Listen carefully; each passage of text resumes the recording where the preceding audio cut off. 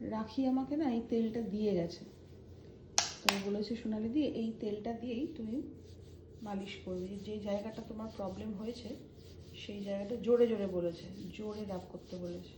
আমি জোরে করব, তুমি সহ্য করতে পারবে তো? না আমি তো বললাম যে পা ওখানটা টিপলেই হাত তোমার দিলে আমার লাগে লাগে লাগে করো। দিয়ে ওখানটা বলেছে লাগলেও কিন্তু বিষে বিষে বিষক্ষ হয়, মানে তো হ্যাঁ ওরকম। তা বলে তুমি অত জোরে দিও না, তুমি তো সেই জন্য ময়দা মাখছো এরকম বললাম, করে চিপছো। একটা ছেলের হাত আর একটা মেয়ের হাতের তফাৎ নেই।